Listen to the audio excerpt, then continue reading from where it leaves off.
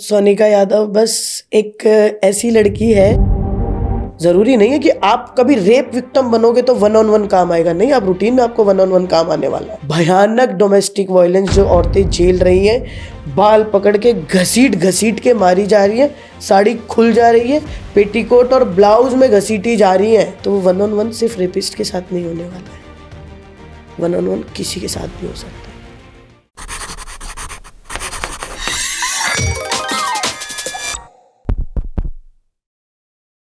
और इमोशनली तो होती है एक्चुअली इमोशनली अब सारा लड़कियों का सबसे ज्यादा जो शोषण किया जा सकता है वो इमोशनली किया जा सकता है। जो मैंने देखा, मैंने महसूस किया, मैं इतनी स्ट्रांग हूँ, ये हूँ, वो हूँ, उसके बाद मैंने खुद का सालों साल इमोशनली शोषण करवाया है, बहुत करवाया है। और औरत का शोषण का तरीका सिर्फ इमोशनल है। आप देख लो, आपने एक वर्ड सुना होगा, अच्छी माँ, सुना ये शब्द? सबकी माँ बहुत अच्छी होती है। और अच्छी माँ कौन होती है? जो गरम खाना खिलाती है। अभी आप देखो कि अगर आप मदर हो और मैं मदर हूँ और हम शाम को पार्क में मिलते हैं और आप मुझे ये बताते हो कि मैंने आज सुबह खाना बना के रख दिया था और बच्चे स्कूल से आए और गर्म करके खा के और अपना ट्यूशन चले गए, क्यों? क्योंकि आज मुझे मेरे लिए ये काम था, what ever your work is. तो मैं और मेरे साथ बैठी हुई 4 औरतें आपको तुरंत जज करेंगे। देखिए, खुद को बाहर घूमने जाना था, बालकों को ठंडा खाना खाना पड़ा, मैंने तुरंत आपका अच्छी माँ वाला टैग आपसे छीन लिया। और अब खुद को और अच्छी माँ बताने के लिए जब मेरा बेटा या बेटी खाएंगे, मैं एक एक रोटी गरम गरम सेक रही हूं, just to get that tag अच्छी माँ। देयर इज, मतलब इस तरीके की कोई चीजें एग्जिस्ट ही नहीं करती हैं। औरतों को एक्स्ट्रा लेबर करा दिया जाता है सिर्फ क्या कह के, अच्छी, तुम कितनी अच्छी बीवी है, बहुओं के तुम साथ कितनी अच्छी बीवी हो, तुम मेरा सॉक्स तक बेड पे निकाल के रखती हो। बेबी सिटिंग करवा रहे हैं आप लोगों से, एक अधेड़ उम्र के आदमी की बेबी सिटिंग करवाई जा रही है अच्छी बीवी बनाने के नाम पे। अच्छी बहू, अरे उसकी बहू कितनी अच्छी, जाते के साथ चाय लावे, पानी लावे, ये लावे, वो लावे, क्या है? सिर्फ मतलब औरत को एक लॉलीपॉप दे दिया कि लो तुम अच्छी बन जाओगी और अब करो मुफ्त की लेबर, और जितनी एक्स्ट्रा करोगी उतनी अच्छी बताएंगे तुम्हें। और जिस दिन तुम इतनी सी चूक गई, चाहे उस दिन तुम बीमार थी, चाहे उस दिन तुम मेंटली ब्रेक डाउन थी, या हो सकता है उस दिन तुम्हारे साथ इमोशनली कुछ ऐसा हुआ हो जिससे तुम कोप अप ना कर पा रही हो, किसी को कोई फर्क नहीं पड़ेगा। वो उस दिन एक झटके में तुम्हारी सारी अच्छाई की पोटली बना के फेंक के कहेंगे, अरे उस दिन गए, कमरे से बाहर ना निकल के आई, उसके तो मुंह चढ़ने लग गए, आई हुई को 6 महीने भी ना हुए। होता है, कब तक अच्छा बन जाओगे? जैसा कि अभी मेरी बहन ने कहा, पहले अपने बारे में सोचो। और साफ सीधी सी बात है, मेरे बच्चों को मुझसे चाहिए प्यार और खुशी। मेरे अंदर नहीं है प्यार, मैं अंदर से खुश नहीं हूँ, मैं फ्रस्ट्रेट हूँ, मैं तकलीफ में हूँ, पूरे परिवार ने मुझे मेंटली टॉर्चर करके छोड़ा हुआ है, मैं कहाँ से प्यार बांट दूंगी? जो होगा वो दूंगी, जो होगा वो दूंगी। बस आपने आजकल एक बहुत वायरल भी है ये चीज़ें, माएँ दिखा रही हैं सोशल मीडिया वगैरह पे कि कितना मुश्किल है बच्चों को पालना, कितना मुश्किल है बच्चों को पालना। और फिर इसके नीचे आप कमेंट देखोगे, हमारी माँओं ने 4-4 पाल दिया, अब की लड़कियों पे बड़ा जोर पड़ रहा है। आपको पता है आपकी माँ ने शिकायत नहीं की थी, आपकी माँ ने इंस्टा पे शिकायत नहीं की थी। बाकी जब गली मोहल्ले में आंटियों में बैठती होंगी ना, आपकी मम्मी वहाँ रोई भी होंगी, आपकी मम्मी वहाँ बिलखी भी होंगी। हमारा रिकॉर्डेड है, आप उसे रिटर्न करके 4 बार उस वीडियो को देख सकते हो, तो आपको मेरी आवाज़ सुनाई ज़्यादा दे रही है। रोई आपकी माँ भी होगी, तकलीफ उसे भी हुई होगी, लेकिन उसे वो अच्छी माँ वाला लॉलीपॉप दे दे के उसका शोषण किया गया था। तो ये बहुत ज़्यादा होता है, अपने बारे में सोचना औरत के लिए बहुत ज़्यादा ज़रूरी है। और चाहे वो औरत 75 साल की है, चाहे वो औरत 5 साल की बच्ची है, इसी पे ना मैं एक चीज़ आपको बताना चाहूँगी। मैं जब मेरे ख्याल से जब मैं गाँव गई थी आज से 3-4 साल पहले, तो वहाँ मैंने एक चीज़ देखी थी कि वहाँ पे ना जो महिलाएँ हैं ना, वो अभी भी मतलब लाइक वो 9 मंथ की प्रेग्नेंट है, पर वो घर का सारा काम भी करेंगी, वो गाय चलाएँगी। मेरे ख्याल से इतने वहाँ तो आपने देखा होगा ना, पहाड़ों में ना एकदम खड़े रास्ते होते हैं। उन खड़े रास्तों में चल के घास भी लेके आएँगी, और अगले दिन जैसे आज आपका जो है बेबी हुआ है, और मेरे ख्याल से 2 या 3 दिन का उनको रेस्ट देते हैं, उसके बाद दोबारा वो काम पे जा रही है।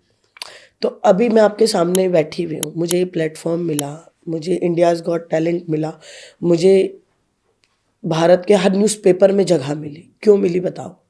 क्या था वो कारण? क्योंकि क्योंकि आप मैंने प्रेगनेंसी में वेट लिफ्ट किया। अब कोई मुझसे काफ़ी कमेंट्स आए, काफ़ी लोगों के मैसेजेस आए कि आजकल की औरतों को पता नहीं क्या हो गया है, फेम के लिए कुछ भी, फेम के लिए कुछ भी। और किसी ने तो मेरे पास ये भी कमेंट आए कि 2 मिनट का मौन इसके बेचारे बच्चे के लिए। ओह माय गॉड, कितनी चिंता है मेरे बच्चे की। उस आदमी को मेरा नाम नहीं पता, मेरा गांव नहीं पता, और उसे मेरे बच्चे की इतनी चिंता है कि वो अपने घर में बैठ के 2 मिनट का मौन इंस्टाग्राम पे रख रहा है मेरे बच्चे के लिए।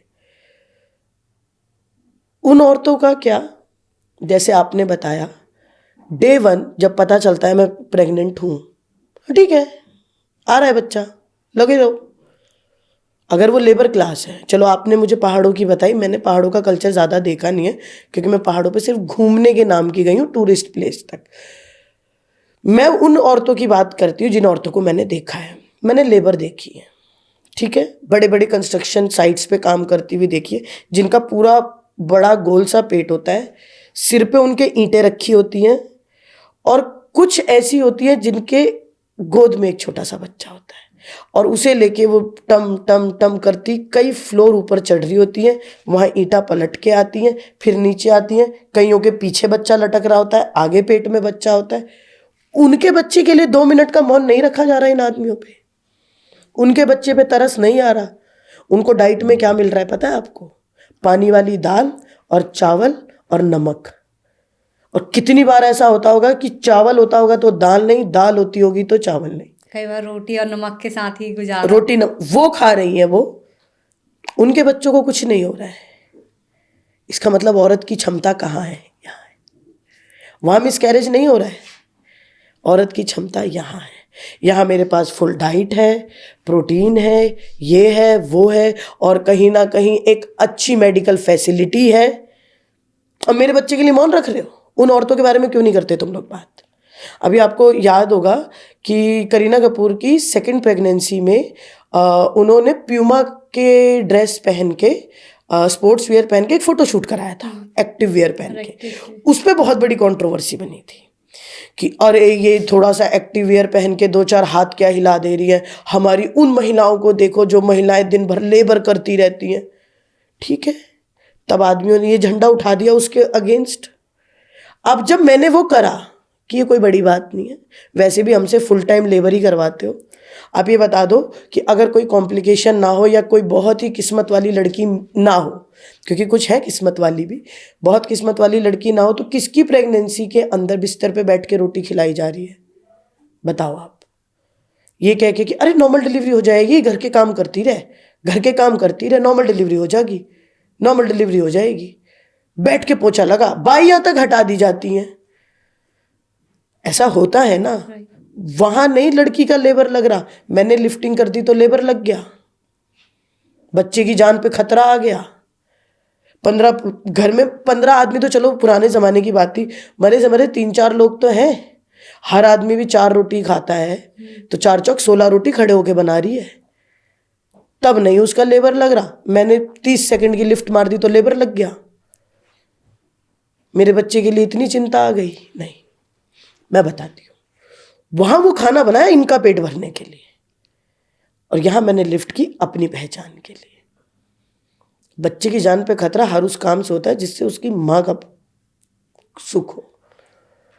आप देखो, आप प्रेग्नेंट हो और कोई त्योहार आए और आपको गांव में जाके बंद घर की सफाई करनी हो, वहाँ पे आपके जो भी रिचुअल्स वगैरह हो उसमें कोई कुछ नहीं होगा आपको, और वहीं आप एक दिन अपनी 2 सहेलियों के साथ किसी कैफे में जाके कॉफ़ी पीने की सोचो, अरे नहीं नहीं, प्रेगनेंसी में क्या बाहर घूमन जाया जा, ना ना ना, घर में बैठ जाओ। यस और नो?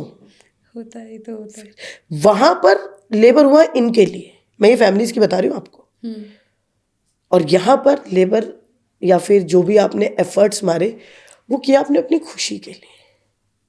हाँ, अगर हमारे इंडियंस में ये होता कि भाई जिस दिन प्रेग्नेंट हो गए उस दिन के बाद आपको घर में बैठ जाना है और अब आप कुछ नहीं करोगे, आप बस सुबह उठोगे, उठते के साथ आप नहाओगे धोगे, आपके बेड पे खाना आ जाएगा, वो वाला कल्चर दो ना। वहां तो तुम body active, physical active, normal delivery और पता नहीं किस किस नाम का झांसा देके अपनी सेवा में तत्पर रखते हो। और एक और खास बात बता दूं आपको मैं, ये स्पेशली मिलेनियल लड़कियों के साथ हुआ है, जेनजी अपने साथ ऐसा होने नहीं देने वाले। वो बच्चे बहुत अलग सोच के हैं और सच में मैं अपनी लाइफ के इस सारी चीज़ों को, और जो मेरा थॉट प्रोसेस बना है जिसमें मेरे को इमोशनली यूज़ करना बहुत मुश्किल हो चुका है, ये बिकॉज ऑफ दो जेनजी लड़कियाँ। वो मेरी दो जेनजी लड़कियाँ दोस्त हैं, उनकी जब मैंने सोच सुनी, उनसे जब मैंने बात की, तो मुझे पता लगा कि ये वाला माइंडसेट भी तो हो सकता था। हम वो वाला लेके क्यों चल रहे हैं? वो एकता कपूर के सीरियल की गोपी बहू क्यों बनने वाले? अरे कमोलिका भी तो थी। आप देखो नरिशमेंट कब से चलता आ रहा है। ऐसा करोगी तो बुरी बनोगी, ऐसा करोगी तो गोपी बहू बन जाओगी। बहुत डीप डाउन इंडियन वुमेन्स के दिमाग को ना बहकाया गया है।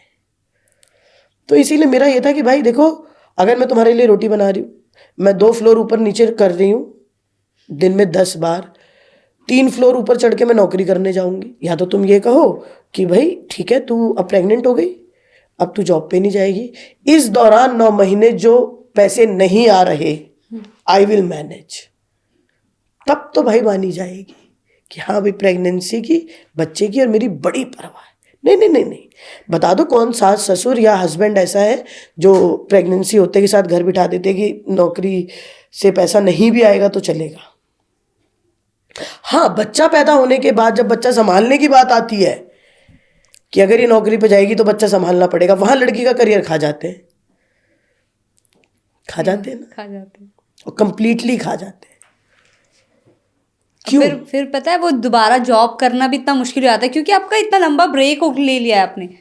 बात आपने ब्रेक ले लिया है, बच्चे को आपकी आदत हो गई है और आप अपने घर की पूरे टाइम की आया बन चुकी हो।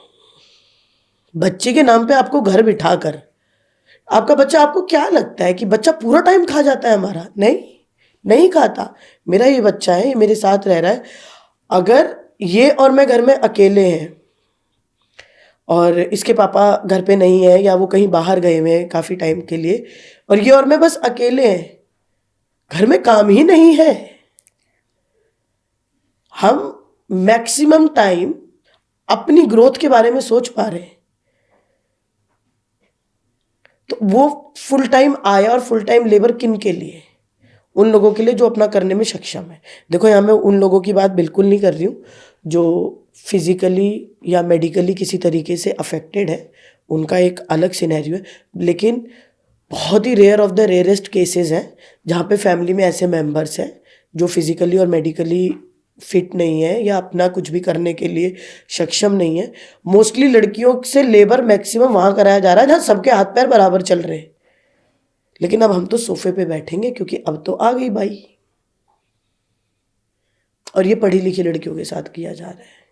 वो इमोशनली टॉर्चर किया जाता है, उनको पता भी नहीं चल पाता। अच्छी बच्ची, अच्छी बहू, अच्छी पत्नी, अच्छी नहीं, मुझे कभी भी अच्छी लड़की नहीं बनना। ये मैंने बताया ना, बचपन से ही रिबेलियस थी, चीज़ें अलग तरीके से समझती थी, तो जब पापा से बहस कर रही होंगी या मम्मी से बहस कर रही होंगी तो अच्छी बच्ची तो मैं थी नहीं, तो मैं अच्छी बच्ची कभी नहीं रही। और अभी भी मेरा बच्चा कई बार कोई बात होती है, मम्मी आप बड़ी गंदी मम्मी हो, मैंने कहा मुझे अच्छा बनना ही नहीं बेटा ना, मेरे को अच्छा बनने का शौक ही नहीं है, क्योंकि अच्छी मम्मी कौन? मम्मी आज मेरा होमवर्क करने का मन नहीं है, ओके अच्छा बेटा चलो मत करो, बन गई अच्छी मम्मी। मम्मी आज पिज्ज़ा मंगा दो ना, ओके बेटा चलो लो, और कोल्ड ड्रिंक भी मंगा दो, बहुत अच्छी मम्मी बन जाऊंगी। मुझे बनना ही नहीं अच्छी मम्मी, क्योंकि अच्छा बनाने के नाम पे सिर्फ और सिर्फ शोषण होता है।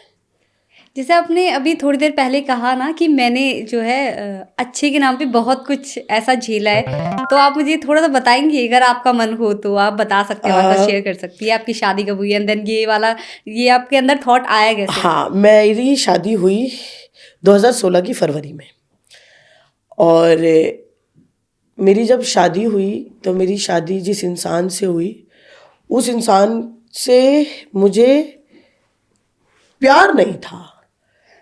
पैशन, प्यार, जुनून जो आप मूवीज में देखते हो ना, वो सब कुछ मुझे उसी इंसान से था। वो इंसान मेरा जुनून था। और अब शादी हो गई और भाई अब तो लव मैरिज हुई थी आपकी? हाँ, और अब तो लाइक कि बस यही चाहिए था, अब तो ये मिल गया, अब तो मुझे बनना है गोपी बहू। अब उसने मेरे को बोला था कि मैं इस दुनिया में सबसे ज़्यादा प्यार करता हूँ अपने पापा से।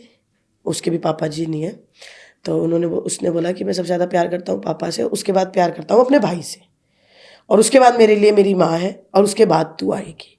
और मेरा प्यार का जुनून उस लेवल पे था कि कोई बात नहीं, और एक आध कुत्ता बिल्ली हो तो उन्हें भी ले आओ, फिर ले आना मुझे, बस तुम ले आना मुझे। उस लेवल तक का प्यार किया उस इंसान से। ठीक है, कोई बात नहीं। आप बहुत ही बेसिक बेसिक चीज़ें, और एक इंसिडेंट है इस बात पे, मेरा और उसका उस टाइम पे तो कोई झगड़ा नहीं हुआ, कोई बात नहीं हुई, क्योंकि उस टाइम पे शायद मैं प्यार में थी, जुनून में थी, या बचपने में थी, क्योंकि मेरी शादी हो गई थी। मेरे फादर एक्सपायर हुए 2015 में। उस टाइम पे मैं 21 साल की थी, और 21 साल की हुई मैं दिसंबर में आके, 2015 के दिसंबर में, और फरवरी यानी 21 साल 2 महीने की थी जब मेरी शादी हो गई थी।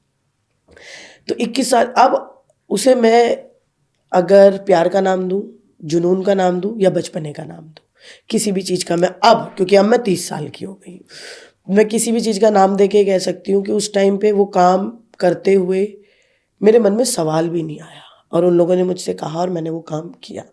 लेकिन अब एक उसी काम पे, वो बहुत पुराना हो गया है, बट अब उस काम को लेके मेरे मन में इतनी फ्रस्ट्रेशन उठ रही है, इतनी उठती है।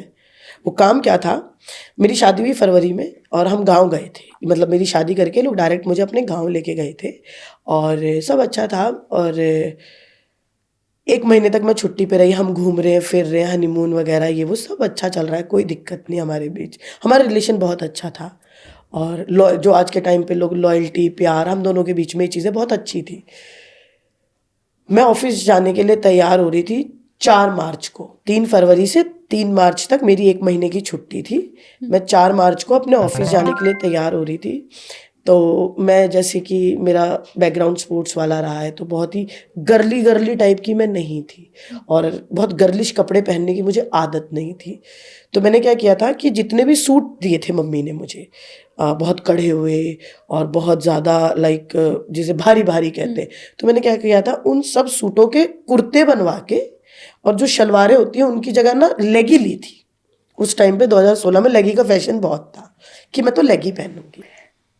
मुझे याद है रेड कलर का सूट था विद गोल्डन एम्ब्रॉयडरी, और उसके नीचे मैंने रेड कलर की लेगी पहनी। और लेगी पहन के जैसे ही मैं अपने रूम से बाहर आती हूँ, और वो मेरे साथ आ रहा था, हम दोनों रूम से बाहर आते हैं, और वहाँ पे मुझे मेरी मदर इन लॉ मिलती है, और वो मुझे कहती हैं कि मतलब, और वहाँ पे और 2-4 गांव की रिलेटिव्स हमारे बड़े लोग थे वहीं पे, एंड शी रिएक्टेड लाइक, तूने क्या पहन रखा है? एंड आई वाज लाइक, क्या हो गया मम्मी जी, सब ठीक तो है? और वो लाइक मेरे सिर पे फुल यहाँ तक, मतलब मेरी नाक तक घूंघट है, मैं फुल वहाँ, और मेरी जब शादी हुई फुल घूंघट वूंघट एवरीथिंग मैंने सब कर रही हूँ। तो वो ये बोलती हैं कि नहीं नहीं, हमारे यहाँ ये लेगी नहीं पहनी जाती। और मैं उसका मुंह देख रही हूँ, और वो बिल्कुल चुप खड़ा है, उसने कुछ नहीं बोला, ना उसने मुझे कुछ कहा, ना उसने मम्मी को कुछ कहा। और मम्मी ने वहाँ पे जो खड़ी थी उनको बोला कि जा ऊपर से, जा तू अपने कोई शलवार, मेरे से बोली कि जा तू सलवार वाला कोई सूट पहन ले। तो मैंने उन्हें कहा, मम्मी मेरे पास तो सलवार वाला सूट ही नहीं है, क्योंकि मैं तो सब पे लेगी लगा के लाई हूँ। अरे तूने क्या कर दिया? उप्स। मेरा दिमाग क्या कह रहा है कि यही होती है शादी, ऐसा ही होता है, क्योंकि अब से पहले मैंने किसी की शादी नहीं देखी। और मैंने कहा उप्स, ये क्या हो गया मुझसे, मुझे लगा मैंने गलती कर दी कुछ। तो ऊपर से वो मेरा लाल कलर का सूट है, और उसके नीचे हरे रंग की हरे रंग की शलवार लाके उन्होंने मुझे दी, उनके पास जो भी धुली हुई अवेलेबल थी। मैंने जाके रूम में वो शलवार पहन ली अपनी लेगी के ऊपर, और फिर मेरे को धीरे से आके मेरी सासू माँ ने मेरे कान में बोला कि कोई बात नहीं, जब जाएगी ना आगे रास्ते में तो ये कहीं बाइक रोक देगा और वहाँ पे तू चेंज कर लियो, और फिर इसे अपने बैग वैग में डाल लियो, और वापस आते वक्त गांव में आने से पहले इसे फिर पहन के आना। और मैंने ये किया, मैंने वो डाला और मैं गई। और अब गांव है तो गांव में आते जाते आपको सुलभ शौचालय थोड़े मिलेगा, आपको मिलेंगे खेत। मैंने वो किया, और अंकुर मुझे छोड़ना, सॉरी वो मुझे छोड़ने जाता था, बाइक रोक देता था और फिर मैं चेंज करती थी। और ये मैंने किया आई थिंक अराउंड हफ्ता 10 दिन तक मैंने ये किया। उसके बाद हम वहाँ से शिफ्ट कर गए और अपने दूसरे वाले घर पे चले गए, तो वहाँ से तो मैं डायरेक्ट लेगी पहन के चली जाती थी, बट गाँव में से पहन कर जाना अलाउड नहीं था। अब जब शादी को मेरे 2 महीने बाद 10 साल होने वाले, चीज़ें बहुत ख़राब हुई। फिर क्योंकि ये मैंने लेगी वाली बात मान ली, फिर ये अरे हमारे यहाँ तो ऐसे नहीं, ऐसे होता है, अच्छा चलो ठीक है, अच्छा चलो ठीक है, अच्छा चलो ठीक है। फिर आफ्टर सम टाइम मुझे ये रियलाइज़ हुआ कि बेसिक ह्यूमन राइट्स की लड़ाई शुरू हो गई मेरी। बेसिक ह्यूमन राइट्स जिसे कहते हैं, like you can disrespect me but मैं उस बारे में आपसे पूछ नहीं सकती। शादी के बाद जिस पर्सन से मैंने इतना प्यार किया, और उस टाइम पे जिस टाइम पे शायद ये चीज़ें इतनी नॉर्मल नहीं थी 2016 में, प्यार कर लेना, किसी के साथ घर बसा लेना, और अपने रिबेलियस नेचर की वजह से मैंने वो सब कुछ किया।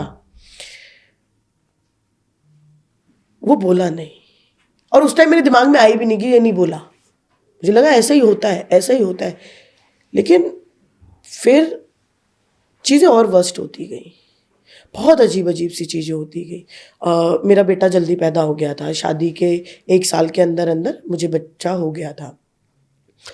तो जब तक ये मेरे पेट में रहा सब कुछ बहुत अच्छा रहा, बहुत, जैसे मैंने आपको बताया, हम बात कर रहे थे पहले भी कि बहुत अच्छा रहता है, लड़की को फुल केयर वेयर देते। एक बार बच्चा हाथ में आते के साथ, अच्छा ये तेरा खाना है, ये घी है, ये वो देख ले, बच्चा बच्चा बच्चा, तू ये क्या कर रही है, बच्चे को ये हो जाएगा, तू ये क्या कर रही है, बच्चे को ये हो जाएगा, तू तो है ही नहीं। अब तू एक मशीन है सिर्फ दूध पिलाने की, तू क्या सोचेगी वो सोच, क्योंकि तुझे दूध पिलाना है। तू क्या खाएगी वो देख, क्योंकि तुझे दूध पिलाना है।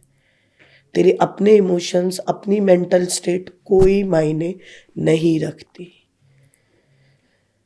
मेरा 22वां बर्थडे था जब 18 दिन का अंश मेरी गोदी में था।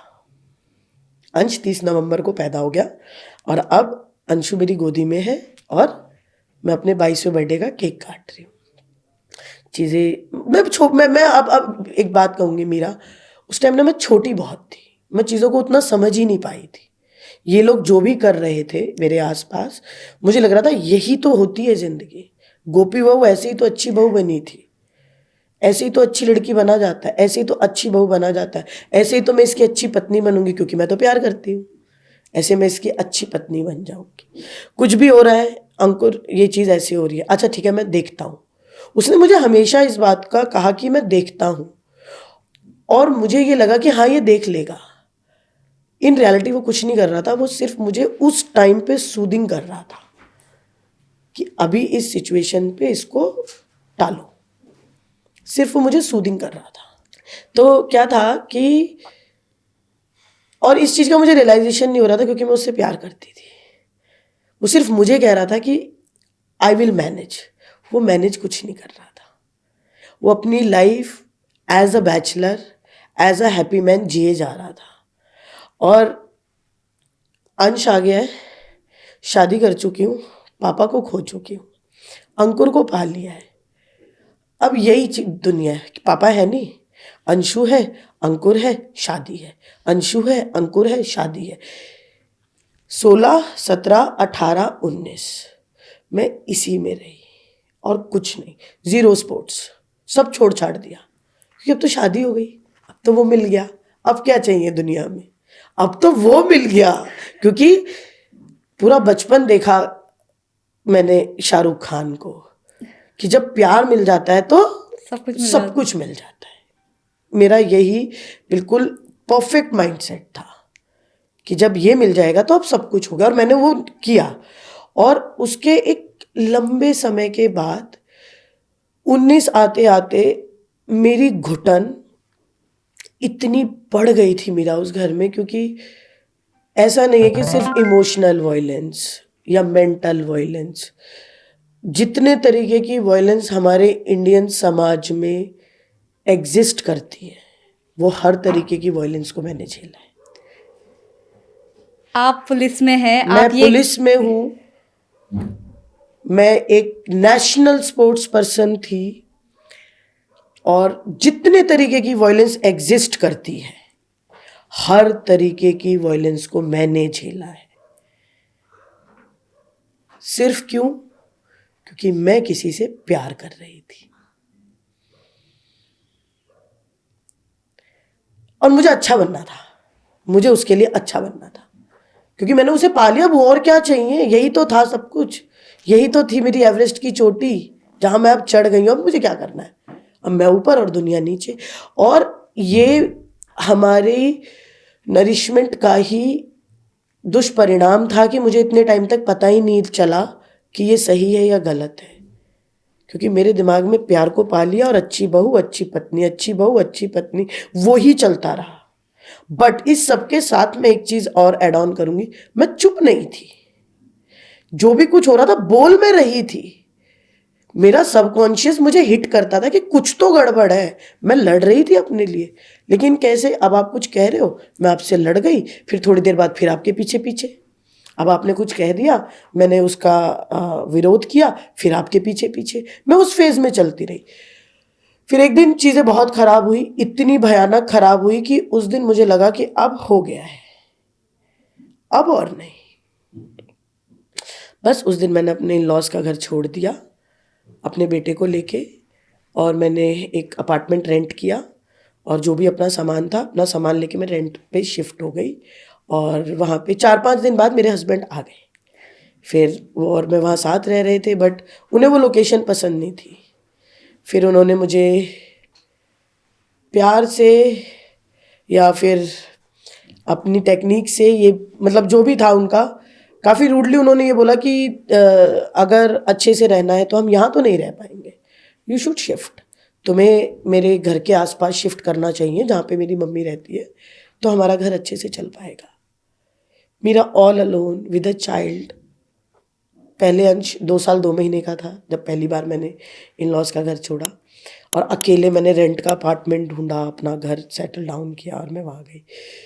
फिर जब ये हुआ कि नहीं नहीं यहाँ नहीं रहना, रहना तो वहीं पर है, उसी के आसपास रहना है, मैंने कहा चलो ठीक है। फिर वहाँ मैंने फिर अकेले ही शिफ्ट किया, सब कुछ के सब अकेले, क्योंकि मैंने बताया ना वो सूदिंग के लिए होता था।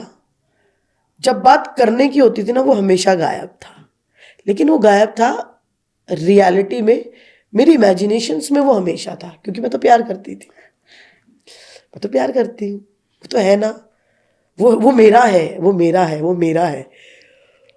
और मैं बहुत थैंकफुल हूँ कि वो मुझे उस जगह पे शिफ्ट करा के ले गया।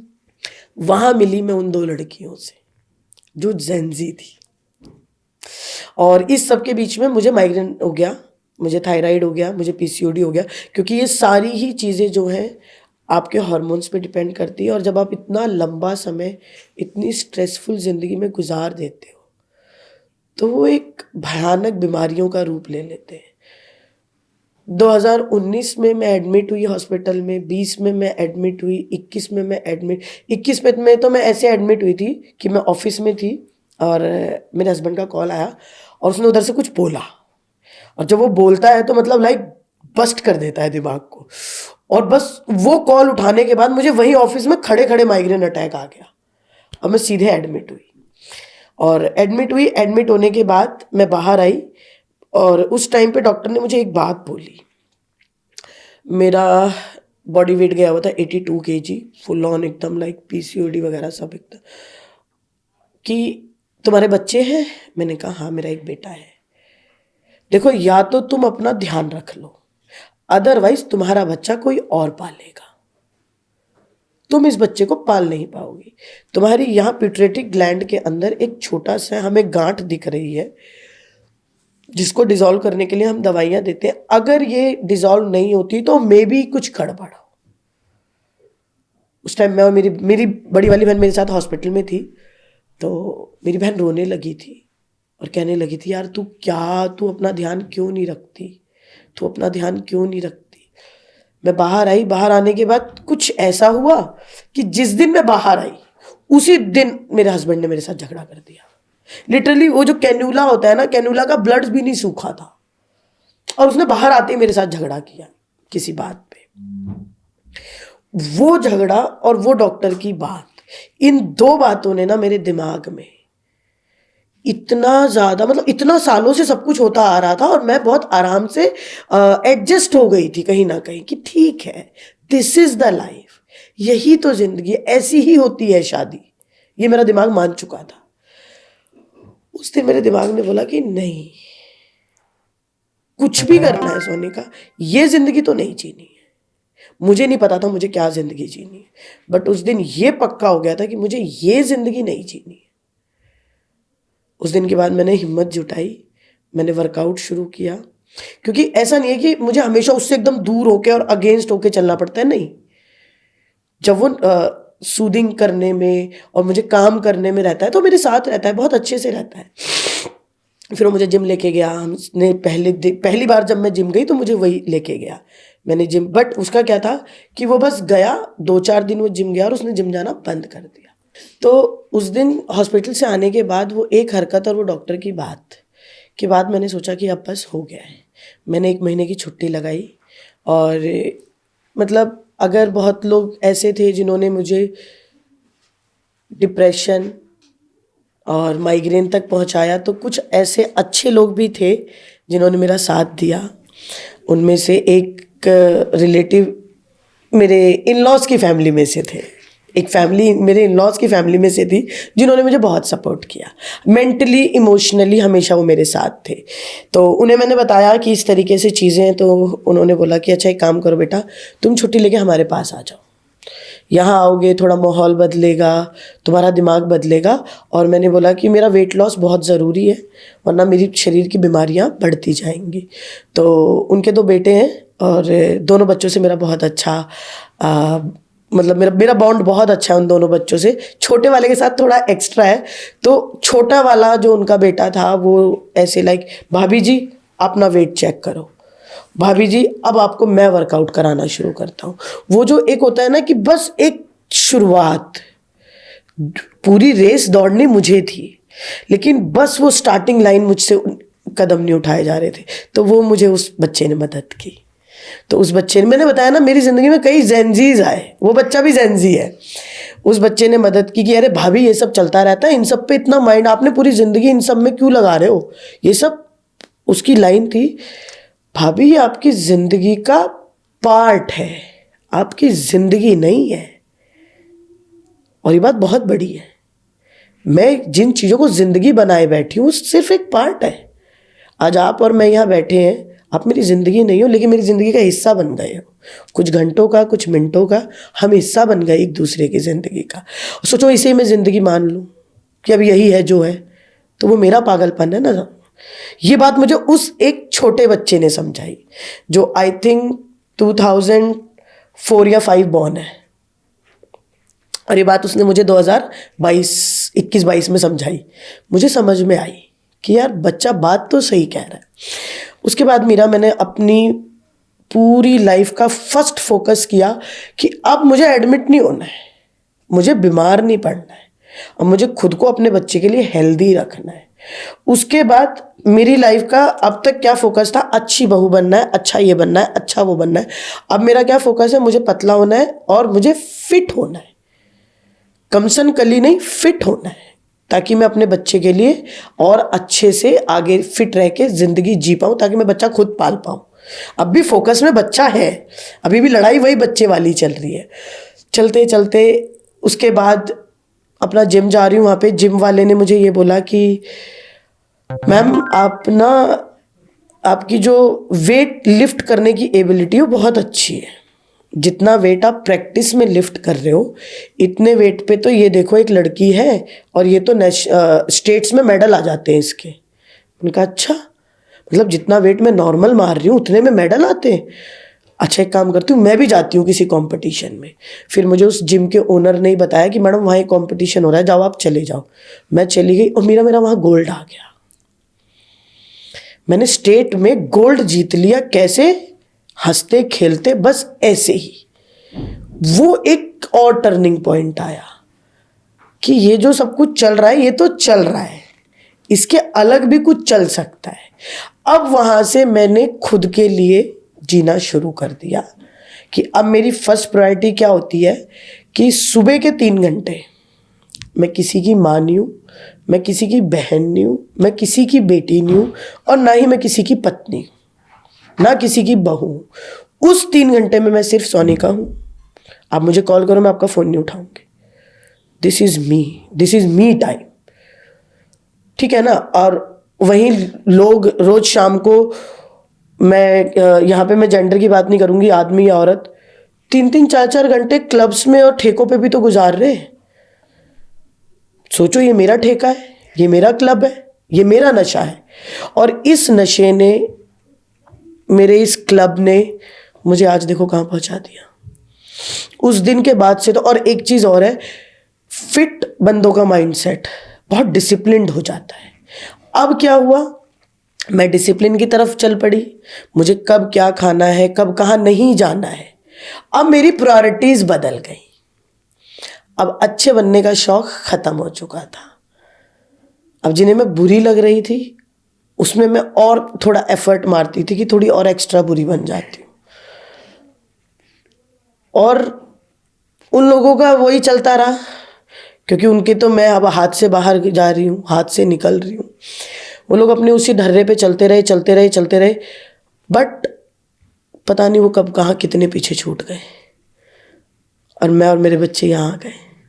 मेरा ना आपसे एक क्वेश्चन था, मतलब काफ़ी टाइम से मेरे दिमाग में चल रहा है। जब आप बता रही है अपने हस्बैंड की बातें, उन्होंने आपको इतना टॉर्चर करा, इतना सब कुछ, मतलब आपने सहा उसने भी। टॉर्चर नहीं किया, चीजें, वो सिर्फ अपनी लाइफ एंजॉय कर रहा है, वो कहीं भी हस्बैंड नहीं बना। मैं अपने हस्बैंड के लिए ये वर्ड यूज करूं कि उसने टॉर्चर किया, नहीं, वो टॉर्चरर से ज्यादा एब्सेंट इंसान है। और अगर आप किसी के साथ प्यार में हो तो एब्सेंट होना टॉर्चर से भयानक है। और जब वो प्रेजेंट हुआ तब उसने टॉर्चर किया, या तो वो एब्सेंट था या वो टॉर्चरर था। मतलब जैसे आपने अभी हॉस्पिटल वाला किस्सा बताया, तो दिमाग में ऐसे नहीं आया कि इस बंदे को मैं छोड़ ही देती हूँ, मैं नहीं रह सकती उसको छोड़ने में, मैंने बताया ना, उसको छोड़ने की बातें दिमाग में क्यों नहीं आ रही थी, मैं प्यार करती थी। और मेरा प्यार क्या था, शाहरुख खान ने मुझे बताया था प्यार क्या होता है। समझना मीरा इस चीज को, प्यार की डेफिनेशन ही गलत थी।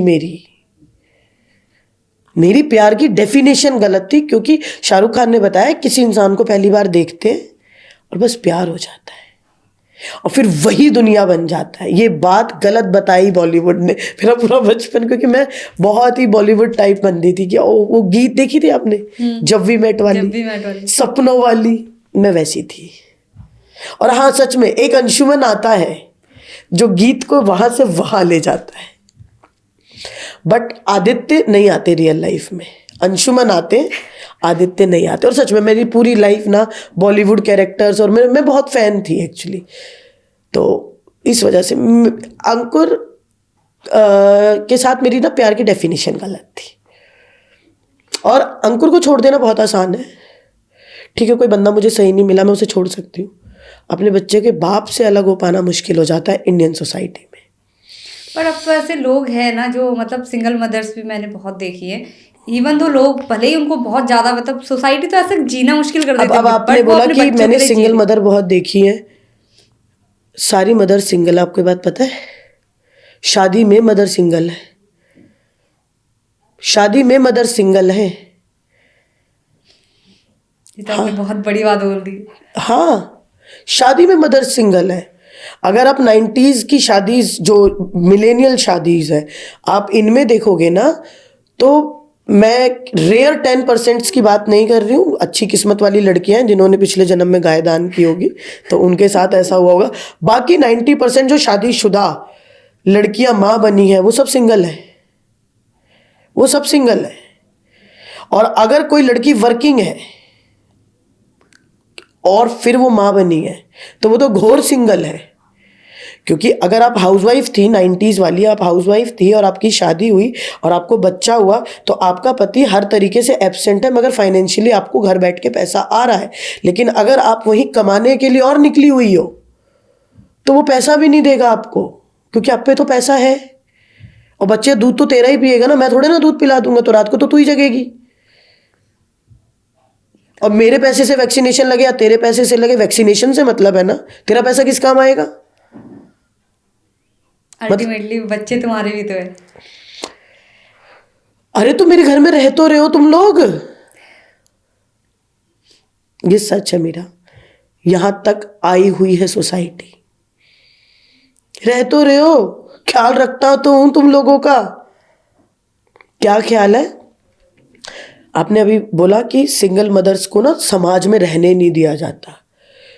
उस समाज में ना रहने दिए जाने के बदले इस लेवल का शोषण झेलो, क्योंकि अभी आप घर में सिंगल हो, इमोशनली सिंगल हो, फाइनेंशियली सिंगल मदर हो। जिस दिन टैग लेके सिंगल मदर हो जाओगे उस दिन सोसाइटी तुम्हें जीने नहीं देगी। देखो मैं तुम्हारा रखवाला हूं, तो इसके बदले अब तुम ये सारा शोषण झेलो, because I am the tag.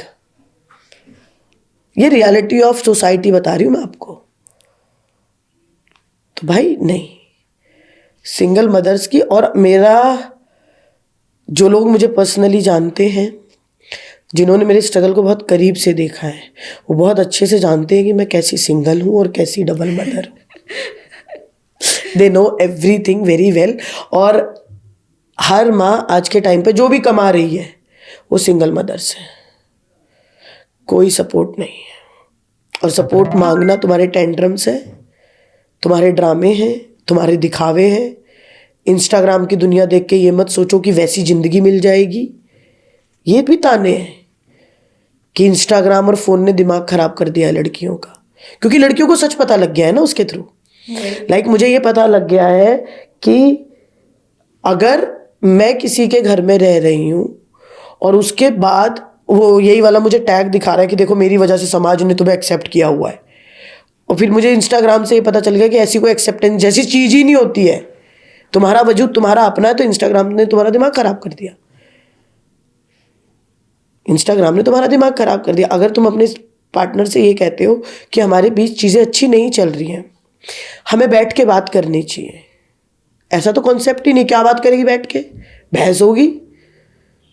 हम बैठ के क्या बात करेंगे? तूने क्या किया, तूने क्या किया, तूने क्या किया, बहस होगी, क्या फायदा? और डिवोर्स तो हमारे यहाँ होते ही नहीं, क्योंकि जैसे ही अगर आप सही हो,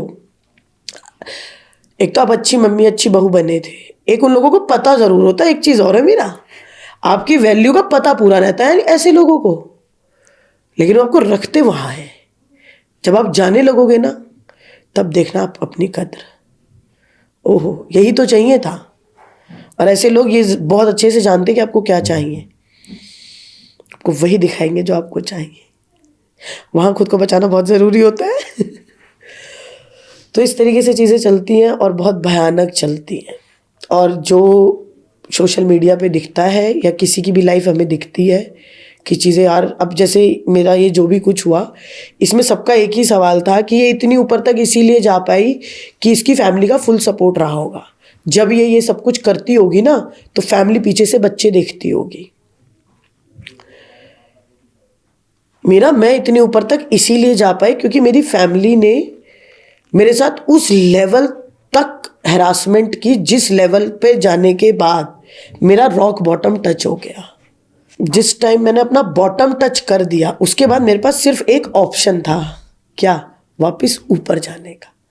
इन लोगों ने मेरे नाम की बॉल इतनी जोर से पटकी है कि उसका बाउंस बैक बहुत ऊपर चला गया है। कोई सपोर्ट नहीं था।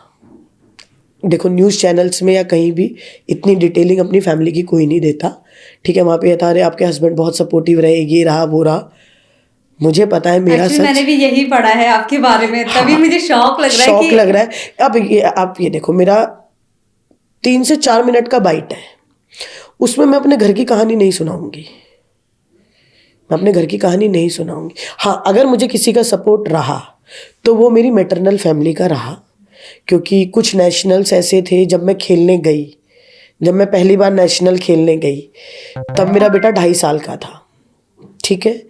तो मैंने अपनी सासू माँ को कहा कि मम्मी आप साथ चलो, छुट्टी ले लो, साथ चलो, एक फैमिली ट्रिप हो जाएगा। अंकुर को भी मैंने बोला चलो साथ चलते हैं। दे ऑल डिनाइड, हम तो नहीं जाएंगे।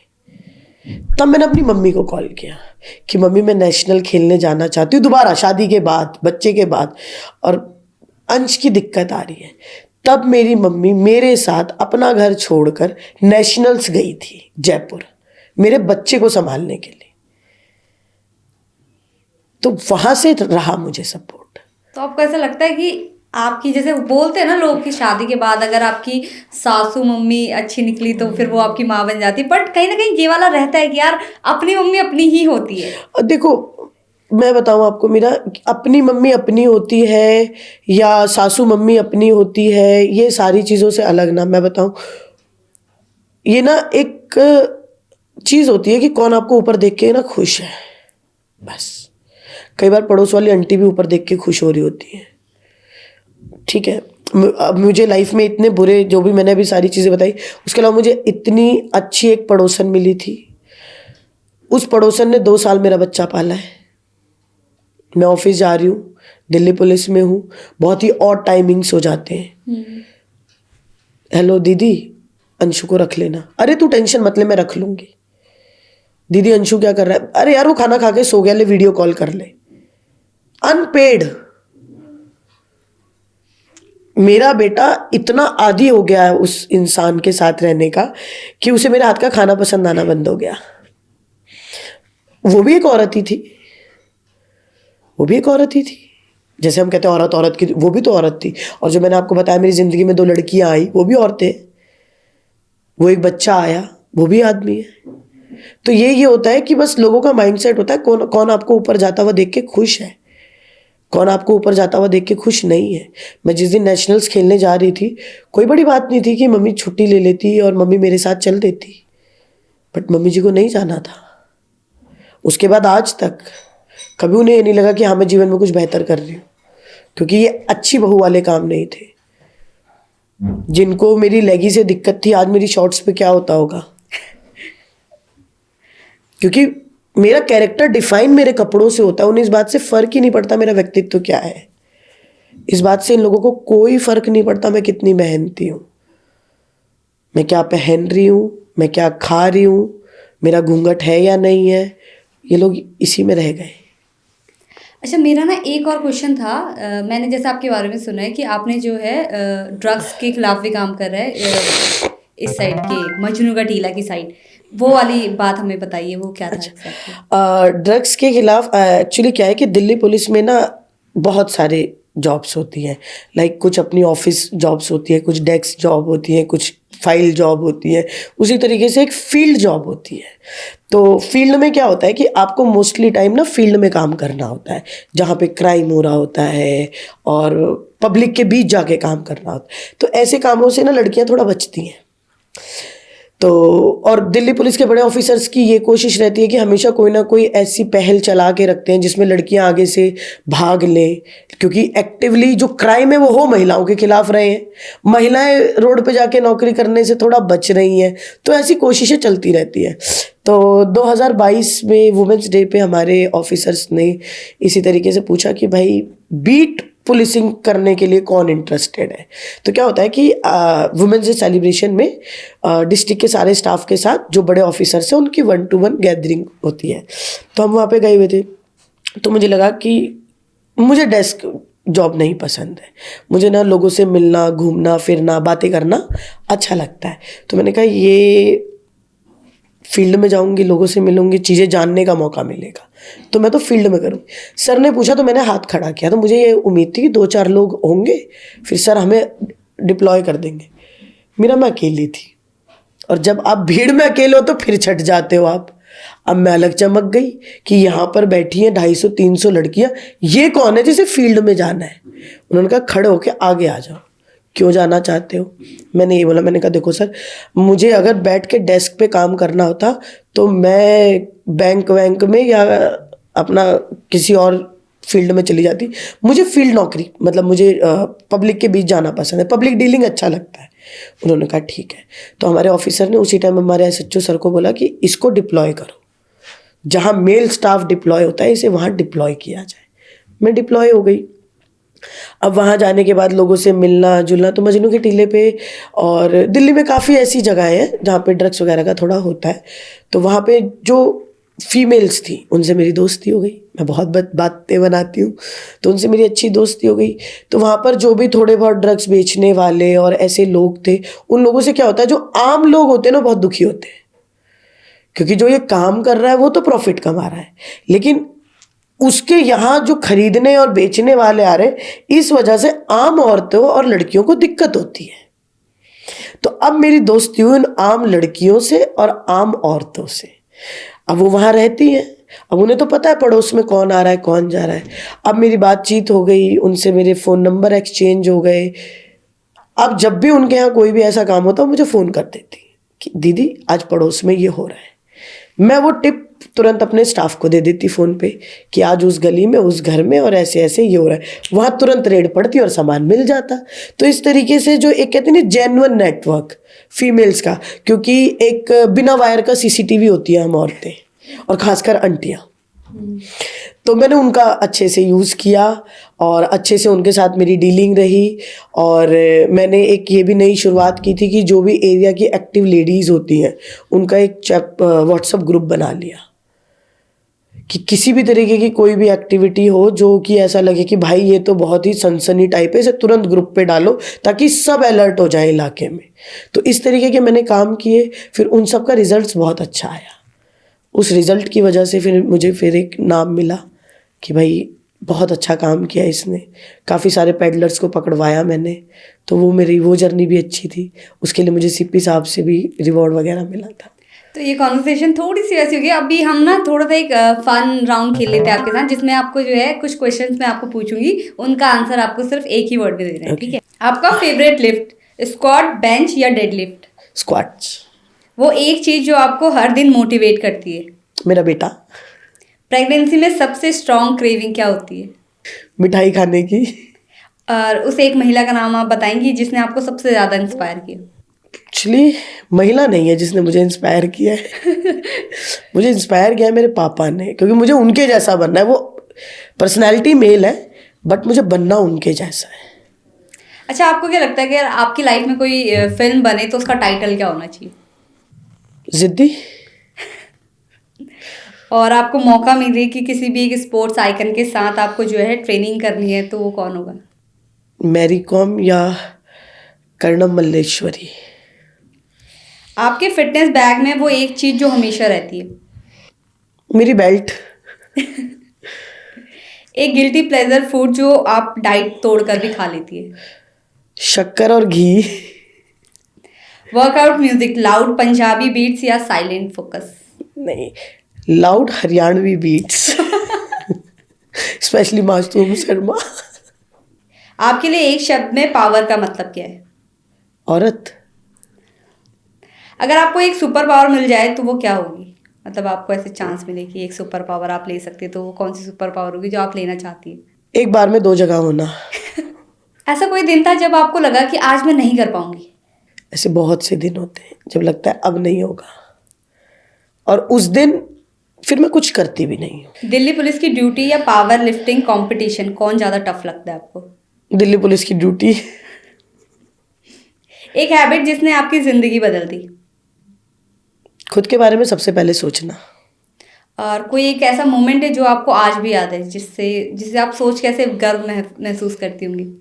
वो पल, जिस पल मेरे गले में मेडल आ रहा था और नीचे से खड़ा मेरा बेटा चिल्ला रहा था, वो मेरी मम्मी है। आपकी लाइफ जैसे रोलर कोस्टर रही है, तो आपने अपनी लाइफ से कोई एक लेसन जो आपने सीखा हो इतने टाइम में? Trust yourself. कोई एक इमोजी जो आपकी पर्सनैलिटी को डिफाइन करता है? व्हाट्सएप पे एक इमोजी नहीं आती जो एक रेड ड्रेस में एक नाचती हुई लड़की आती है बेपाक सी, वो। कोई एक सीख जो भी अब आपका बेटा या बेटी जो भी आपका बच्चा होगा उसको आप पहली सीख कौन सी देना चाहेंगे? अपने लिए बेहतर बनो, अच्छे बच्चे बनने की होड़ में मत लगना कभी भी। सोनिका दी, जैसे ना आप एक बेटी थी, फिर आप एक बहू बनी, और अब आप एक माँ बन चुकी है और एक और बच्चे की माँ बनने वाली है। आपने लाइफ में इतना सब कुछ देखा है, तो आप विमेन को क्या मैसेज देना चाहेंगी अपनी तरफ से, जो आपको लगता है कि हाँ विमेन चाहे जैसी भी हो उसे अपने लिए इतना तो होना ही चाहिए? देखो मैम, पहले मैं बेटी बनी, फिर मैं बेटी बनते ही बहन बनी, फिर बहू और पत्नी बनी, फिर मैं माँ बनी, फिर आगे अब मैं और भी रिश्तों में जाऊंगी, किसी की दोस्त हूँ। इस सब से अलग जिस दिन मैंने जन्म लिया उस दिन ही मैं सोनिका बनी। तो ये सारे रिश्ते, मैं जन्म लेते के साथ सोनिका हुई थी और पापा मम्मी की बेटी हुई थी। पापा मम्मी के इस दुनिया से जाते के साथ वो बेटी वाला टैग खत्म हो जाएगा।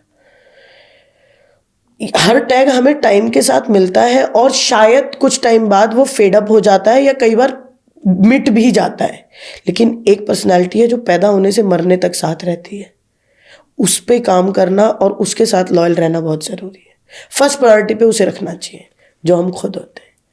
बाकी सारी चीज़ों को प्रायोरिटी देते देते खुद को भूल जाना बहुत बड़ी गलती होती है। और स्पेशली औरतें, वो भी इंडियन औरतें, सिर्फ यही कर रही हैं।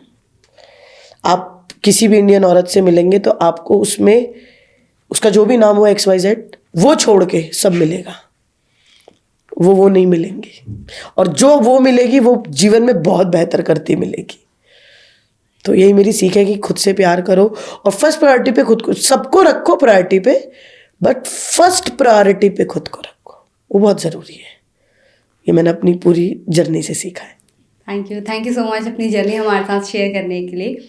तो ये थी हमारे साथ सोनिका जी, जिनकी लाइफ बहुत ज़्यादा रोलर कोस्टर की तरह रही है। उन्होंने अपनी लाइफ में हर एक चीज़ को देखा है, समझा है और उसके हिसाब से अपने आप को ढाला भी है। तो आपने हमें इंस्पायर किया है, हमें रुलाया भी है एक्चुअली। तो थैंक यू सो मच हमारे शो में अपनी बात रखने के लिए। Thank you so much. मुझे भी एक प्लेटफॉर्म चाहिए था जहाँ मैं अपनी बात रख पाऊँ। आप लोगों का भी बहुत बहुत धन्यवाद कि आपने मुझे प्लेटफॉर्म दिया, क्योंकि मुझे काफ़ी सारे प्लेटफॉर्म मिले, बट जो सच्ची मेरी अपनी पूरी कहानी थी उसे रखने के लिए मुझे आप लोगों ने प्लेटफॉर्म दिया, तो उसके लिए थैंक यू सो मच।